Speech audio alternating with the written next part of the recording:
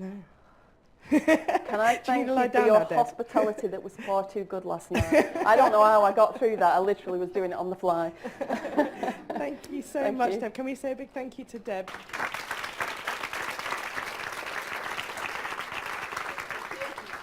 I think we can all say we're all fascinated by watching the subtitles there.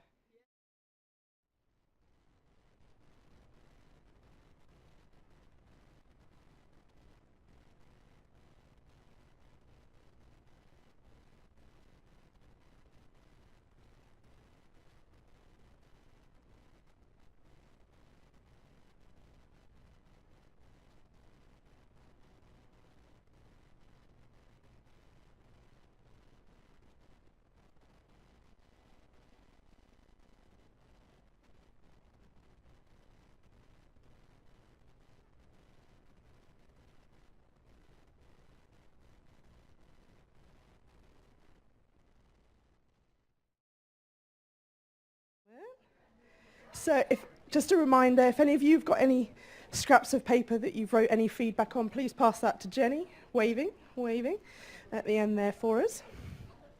So our penultimate speaker today is Sue Watling, who is a academic advisor, is that right? TEL advisor at the University of Hull. Is that how you say it? Hull. At the University of Hull. The University of Hull. And I've had the pleasure of knowing Sue for some years and having worked with Sue as well, so I'm delighted to have her with us this afternoon. So I'll hand you over to the lovely Sue. Lovely to have you. Thank you, Kerry. Can you all hear me all right? Am I mic'd up all right? No? Am I okay now? And again? I'm getting a bit of echo now, I can hear it now. Lovely, thank you. Right, good afternoon everyone. It's lovely to be back at UCISA. I've missed you all, haven't seen you all for a while. For those who don't know me, I'm Sue Watling from the University of Hull, and I work as a teaching enhancement advisor.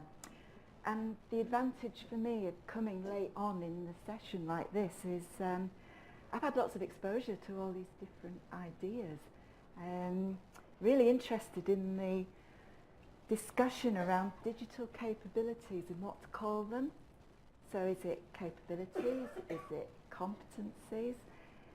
Is it skills? Is it literacies? Or is it a word that we haven't yet come up with? So I think there's a really interesting conversation there that's waiting to happen. I've sort of started it where I really meant to finish, so I'll go back to the beginning. I was at the UCISA Spotlight Conference 2 years ago in 2016, and just move on a little bit here. And I just broke my ankle, so I was sort of hobbling around on my crutches, and I always remember it for that reason. And this is what I spoke about. I dug out the presentation, and it was about finding and minding the digital gaps. It was about digital diversity, and I was saying that we need to pay more attention to that spectrum of the ways in which people use digital technology and platforms and tools. And we need to reach out to those who are maybe not the TEL people, not the technology enhanced learning people. And we all know the ones. Well, actually, we don't know the ones, and that was part of the point, because they don't come to our TEL events and they don't apply for the TEL funding or read the TEL literature. And I was saying at that event that really those are the people we need to find and we need to talk to, because they might have some really interesting things to say to us. So I used the visitors and residents continuum, and I suggested it wasn't broad enough, so I put in this extra category at the end, and I called it the nays, and they're the not arrived yet. So they're not even visitors, they're off the spectrum. And I think we need to reach them because they're the ones that we need to talk to. So I also thought, what's changed? Has anything changed in the last 2 years? Oops. Oh, I know what I've done. I've hidden a slide and I haven't revealed it. Digital capabilities. It happens to everyone, doesn't it? Okay. Well, what I did do is I just picked out some images, and they were some of my favourite images. And one of them was the medieval lecture. I'm sure most of you are familiar with that picture from medieval times of all the students sat listening to the lecture at the front, and he's right up on the dais, and it's like 600 years old, and I was saying, well, you still recognise the format, nothing's changed. And let's think, what else did I have on that slide? I had the picture of the baby looking at the laptop because it's one of my favourite pictures, so I bring it out on every occasion. And it was to say that we've got whole cohorts of students that born and raised in this digital society, connected. They don't know anything any different. And I also showed an image of people being afraid of technology. And I said that that hasn't changed. People are still a little bit unsure, still not too keen to talk to us sometimes. So actually not much had changed over that 2 years. So I thought, I'll tell you a story. Recently, somebody complained about me using a laptop in a meeting. And I've thought a lot about this since, and I've reflected on it, and I've talked to colleagues about it, because they thought that it showed that I wasn't paying attention. And somebody told me that when you have a laptop in a meeting and the back's up, it acts like a barrier, and people perceive that as a barrier between you and them. And I hadn't come across that before, but apparently that's the reason that this particular colleague always has a tablet flat down on the table, because then there isn't that risk of creating a barrier. The interesting thing was less than a week later, I was at a staff development session, and the topic moved to people using laptops during presentations. And I sat there with my laptop and I looked around the room and I thought, yeah, it's just me. Then they started to talk about it as though it was a problem, especially with students, saying that, well, they're just using social media, aren't they? They even suggested walking around the room and putting the laptop cover down flat. And it was really perceived as a problem. And we're advocating things like interaction in large group teaching, and we're advocating, using polling tools and trying to get that interactivity going. But there's still people out there that see technology as detracting rather than enhancing. And I think the challenge is how do we bring those two completely opposite ends of the digital spectrum together? So familiar territory now. How many of you have been involved in the Discovery Tool pilots? Yeah, quite a few. I've been using it and feeding back on suggestions for development for probably over 2 years now. And I've seen it used really effectively, especially with colleagues that have taken time and gone through the profiles and looked at the resources. And I think that whatever we call them, whether we call them capabilities or competencies or skills or whatever, we know that they're complex. And the current JISC model's got 6 elements, and it used to have 7. And I'd sort of quite like to see more, actually. I'd like to see more explicit reference to digital pedagogy and to learning design. And when it comes to digital inclusion, I think that deserves an element all on its own, or at least one of those circles that goes around everything. I've always liked the SCONL, 7 pillars of information, as people know the SCONL, the one through the digital lens. I've always liked that because it always put accessibility and inclusion right up there at the top. And lately been having discussions with Jane Secker, the copyright queen, about similarities between information literacy and digital literacy. And I think that line between the two is increasingly blurring. The value of information literacies for me is that they're already recognised as sort of socially situated practice. And whatever we call them, we've got to take on board that social influence. So Discovery Tool is like the culmination of years of work, but like all technology, there's been a few problems, and an area of problems has been low response rates. Have any of you struggled with low response rates? Yeah? I mean, as with anything digital, the sort of problem is the initiatives only reach those that are already digitally motivated and engaged. And this is a causal property of digital rifts, is that we tend to only reach the friends of TEL. So what I tend to say is that digital rifts are a bit like brick walls, and I want to resist saying anything about banging heads against them, but it's hard. They're the barriers between those that have made digital shifts and those that haven't yet. And I'm sure, like me, you've used lots of different ways to try and get through these walls and to get out there and to reach people. And sometimes it works, doesn't it? Sometimes you have that really good workshop where everybody's enthused and motivated and engaged, and you go home thinking, yeah, that was a good day. Then you bump into them a couple of months later, and they sort of shuffle a bit, and they're looking at the wall behind you as you're saying, you know, how did it go? How did you get on? And they mutter something about not having enough time. And you know that in terms of impact and change practice, you've sort of made no difference at all. And that can be disheartening. So I know this wall. Do you know this wall as well? This is the door. This is the door that we spend most of our working life trying to open and trying to get through. And this is often what happens if we try and apply theory to practice. You know, it just comes back to hit us in the face. And especially when we're working with people that are really not that into the digital stuff. They're not arrived yet, those that are more digitally shy and reluctant to change practice. And a technology-first approach is unlikely to work in those areas. And it's the same if we go in with a digital capabilities-first approach. And we know from the low response rates to the discovery tool where it's happened and other digital initiatives that we've been engaged with, we know that we've got to wrap that digital up in something else. We've got to find a different way to get in there. And what can we wrap it in? We've got the sectors moving towards data-informed practice. Yeah, we can use data to highlight areas for attention. But the problem with red flags that are produced by data, especially around teaching and learning, is that they usually refer to the environment which is beyond the control of the individual academic. So it isn't actually helping us. We can turn to the literature, but then there's issues with the literature of technology-enhanced learning.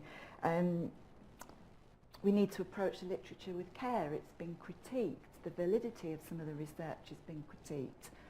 So if we can't use the data and we can't use the literature, or at least we have to use them with great care, what can we do when we keep coming up against these blocked doorways? It's the great thing about conferences like this, that we actually all get together to talk about these things. So if digital shifts in attitudes and practice are going to happen, then we've got to find ways to get through the door. So we say TEL, technology-enhanced learning, and there's massive assumptions in there that technology does actually enhance learning. And I don't think we talk about this enough, or what that might mean. But there are some advantages to technology which I don't think anybody can argue with. And the primary one is 24/7 access at a time, a place, and a device of choice. And sometimes I think we risk taking this for granted because we're all so used to it. And I think we forget the potential power of the device in our pocket, don't we? And I remember the early days of computing, and I thought I was absolutely the bee's knees because I had a Gateway 486 Pentium desktop computer, shipped all the way from America. Oh God, it didn't matter that I couldn't lift the box with the monitor in it because it was so big and heavy. You know, I was the future, and me and my Gateway, you know, we were going to go places. Yeah, I loved it. And look at us now, you know, something the size, whoops, something the size of a phone. It's so small it dropped out of my hands.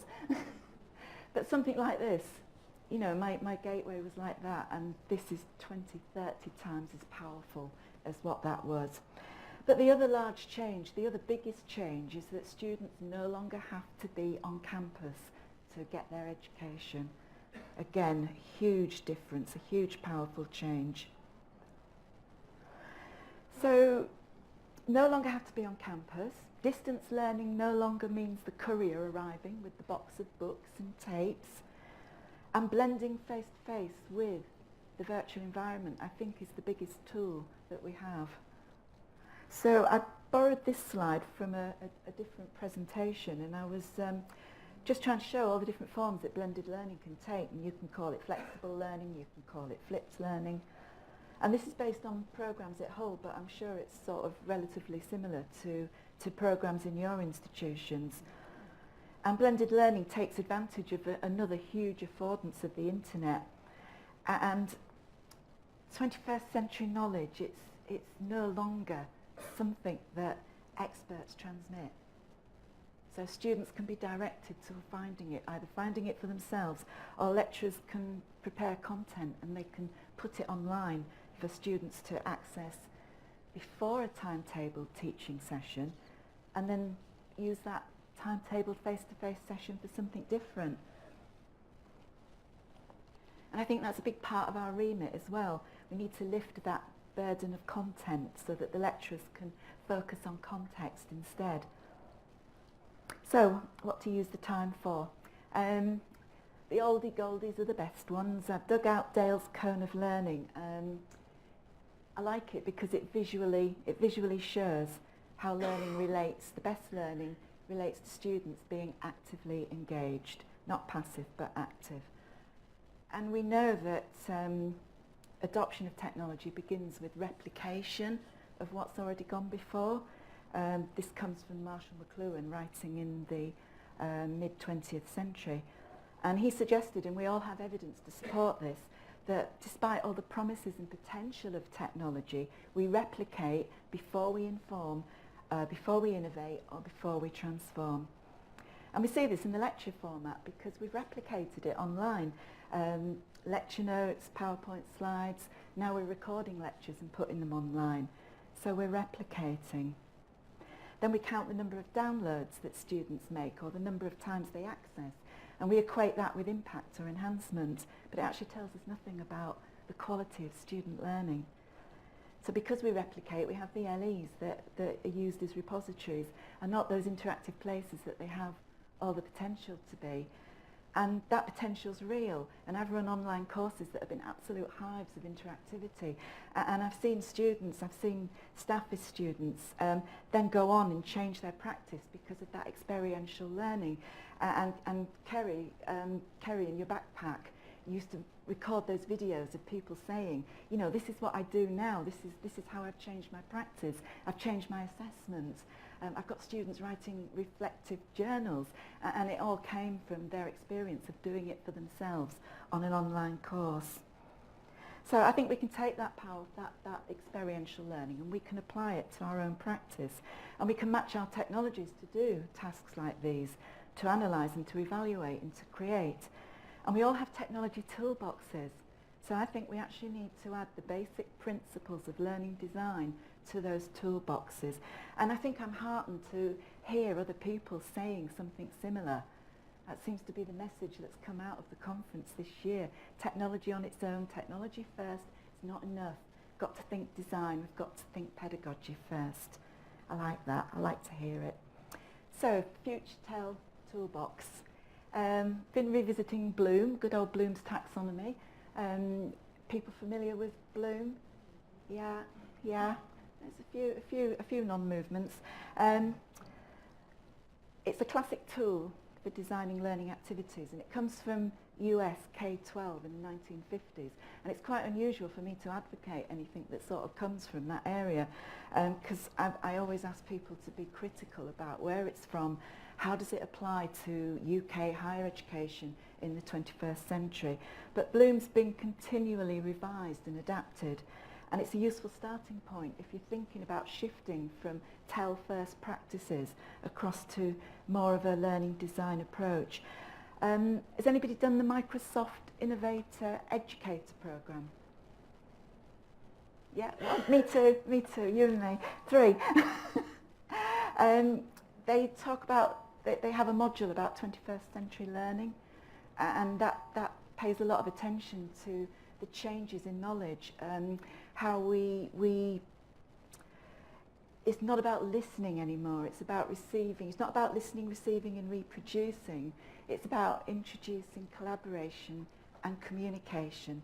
And knowledge construction requires that interpretation and evaluation, analysis and synthesis, and it's not that far removed from what Bloom was saying and the people that have revised him all those years ago. And I think what works even better is digital Bloom. And for TEL people, this can be a nice way in. And these images are all, just Google Digital Bloom and you'll find all sorts of things online. So this shows the different dimensions of learning that are linked to different technologies, and you can also link them to activities. And you won't get 100% agreement on the categories, just like you'll never get 100% agreement on what's called digital capabilities. Part of the nature of higher education, isn't it, is to disagree, but then to inform what we say with evidence. And this is close to what we're developing at Hull. Many of you will know my colleague, Patrick Lynch, nearly 7 foot tall. That's probably the smallest he's ever been squashed into a space. So Patrick and I are developing an approach called Design for Active Learning. And what we're doing is we're adding design for activities that support the learning process. We're putting them in our technology toolbox. So it begins with appreciative inquiry. We always start with what works well before we dare start to talk about what works less well. What do you want your students to do? What would success look like for you? And I tend to be more evidence-informed using the literature, and Patrick's very much into data and being data-informed. So we stress that design should always include methods for collecting feedback from students all the way through, not waiting to the end when it's too late to make any adaptations for the current cohort. So we talk about being agile and responsive to student needs, and we also recommend an action research approach to practice. So that process of what did I do, how did it go, what would I change, etc., going round and round in your action research loops. So it sounds a lot, but what it means in practice is bringing teaching teams together to talk. And you'd be surprised how often people say, why don't we do this more often? We should do this for all our modules or all our programs. We always know technology is going to be in there somewhere, and it always is, because when they storyboard their activities or the modules, there's the technology. We just wouldn't have got to that point if we'd gone in technology first. And the reason that I think it works as well is because we're actually situating the digital conversation within their own practice. So we're making it meaningful to them. People say, I don't do technology, it's not for me, somebody else's responsibility. But I think they'd be hard pushed to say that they've got no responsibility for student learning. So I think it's a really nice backdoor approach to having those conversations that we need to have. So I said I was literature informed, I can never resist the opportunity. If you're interested in going forward with some sort of ideas around situated learning, I'd suggest starting with Lavie and Wenger on communities of practice. It's all about the apprenticeship model of learning, and there's a lot to take from it.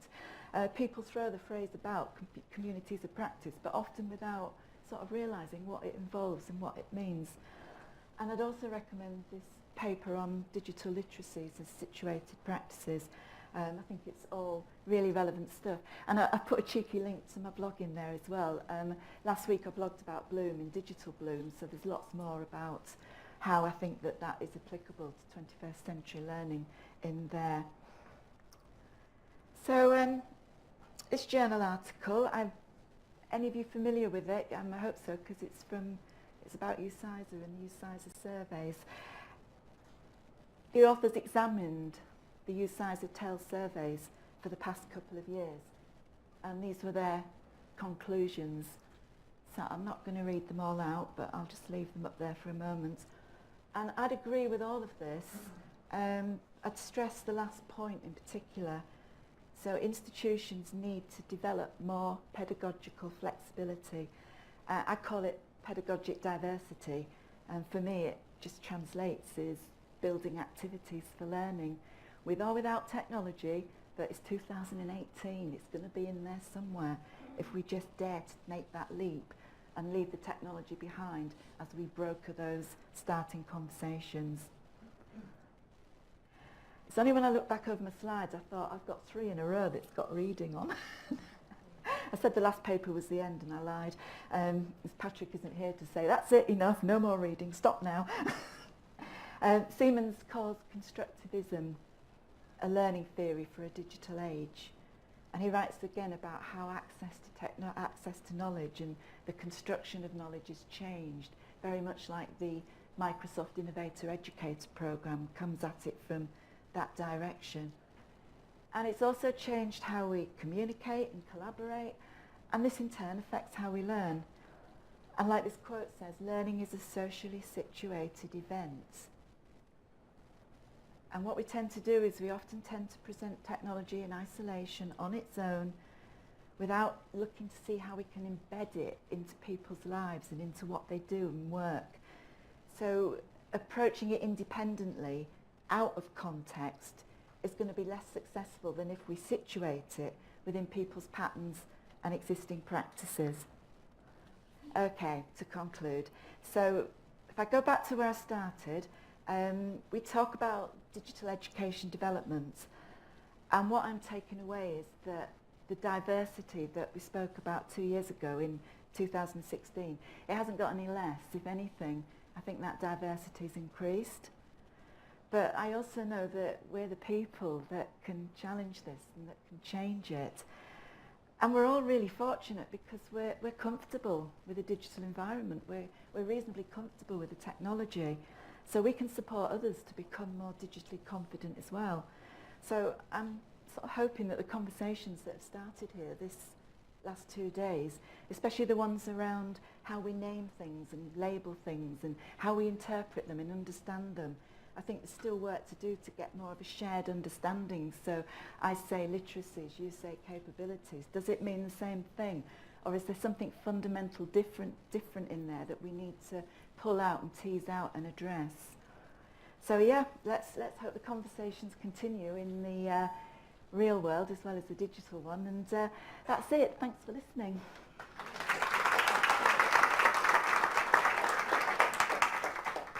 Did I run over? Not as bad as some of the others. Any questions or comments for Sue? Anybody? No. Is that post-lunch lull? Everybody's just chilling out, enjoying. Thank you very much, Sue. You're welcome. Pleasure. Sue will be around for a little while, I think. And of course, you can tweet her. Always open for an online conversation. So next, I'll just get the laptop set up.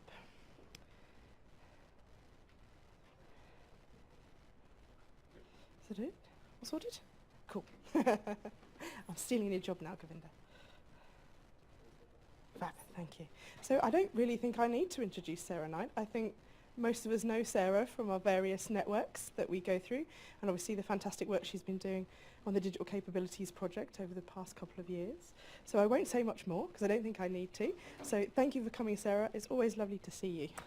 Thank you for that lovely introduction, and I have to say it's really lovely to be back here because again, like Sue, I remember coming 2 years ago and hearing such engaged, informed discussion and debate, and I think particularly in the unique role that UCISA has in terms of bridging IT professionals and learning technology and educational development, and it's not often that we have the opportunity of bridging those different groups together, so it's a real pleasure being here.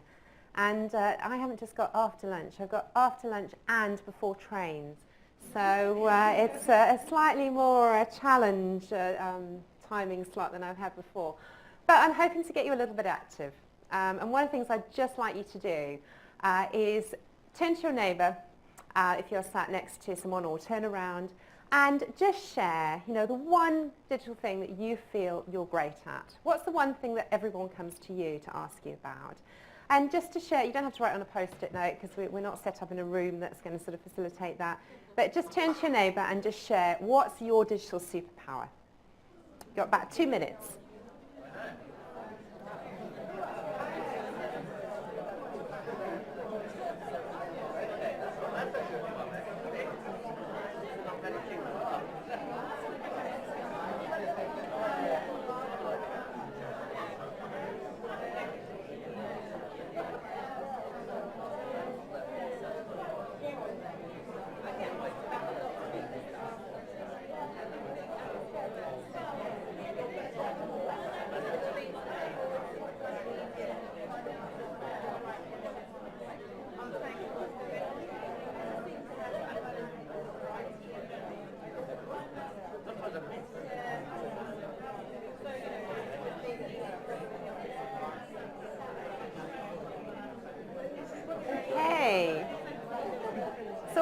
hard once you get people talking to then bring them back to the front. But I hope that's just encouraged you to share a little bit of your own superpowers and your own digital skills, and also to sort of recognise, I think, the huge amount of expertise that we do all have in the room.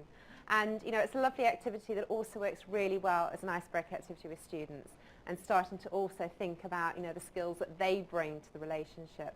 And I was really encouraged today to hear so many mentions of the power of partnerships and working with students to really drive forward this agenda. So, you know, just bear that thought in your back of your mind as well. We've heard lots through the course, I think, of the 2 days about why we're here. And, you know, a sort of question I was asking Deb at the end of her session is, why do we still have to convince others of why we're doing this? And, you know, particularly I think when we get back to senior managers, there is always that case of, well, we've got to prove our worth. We've got to show you that digital is important. And as we've heard in the presentations this morning, there's been lots of references to various different reports at government level, both nationally and internationally. There's the results that are coming through from our digital experience tracker findings. The one on that slide is from last year's data. We're in the process of analysing 39,000 student responses that we've got from this year's tracker data to see whether there's been a change or a shift in students' sort of thoughts and views around how well prepared they are for a digital workplace. And I think it's also important as well to reference the large amount of work that's going on in Europe as well around the digital agenda. And that's a recent report that was published this year by Nesta and Reddy, and it's a really interesting read because, again, it just puts into context the value for the economy, for, you know, the sort of the global good, and the fact that digital skills is still lacking behind demand, and that, you know, further sort of evidence. So if we do need evidence of why we are doing this, and as we've heard from speakers today, it is about ensuring that we are, you know, able to live, learn and work in a digital society, that we can thrive in a digital society, that our students do go out into the workplace with the skills that they need, not just now, but for the jobs that are yet to be created. And I'll say a little bit more about that later, but some really interesting reading there from that report. Now, I know there's been a lot of talk about frameworks, both at individual level and organisational level, and the positives and the negatives around them. But I, sort of in my presentation this afternoon, would really like us to think about how do we move from individual to organisational? How do we start creating that vision for what a digitally capable organisation is? And obviously organisations are made up of people, and that goes back to the individual and the importance of what we've all been speaking about. But I think for us, you know, really sort of valuable way of trying to sort of represent this is to show the interlinkages between the different, different aspects of the core business, whether that be a college or a university, and the important role that culture plays within that. So that's our organisational framework that Helen Beethan developed with us. And, you know, the question I'd like to pose to you is, you know, how is your organisation developing its organisational digital capability? Now, I had envisaged that we'd have sort of a tiered lecture theatre for this session. I don't know why, but I'd like you all to get up, and I'd like you to use the passageways that we've got, or the aisles down the middle, and just thinking about, you know, this diagram, and just thinking about you and your organisation. And at the front, we'll have those that think they're just sort of starting off on that journey to reach a digitally capable organisation. And then towards the back, we'll have those that feel that they are perhaps already there and that they're sort of a long way down that journey. So just stand up, move around, and just position yourselves, even one of these three aisles, where you are on that journey. Front is starting point of this slope and ascent. Back, we need some brave people to say that they are there. Are we going to have everyone bunched in the middle?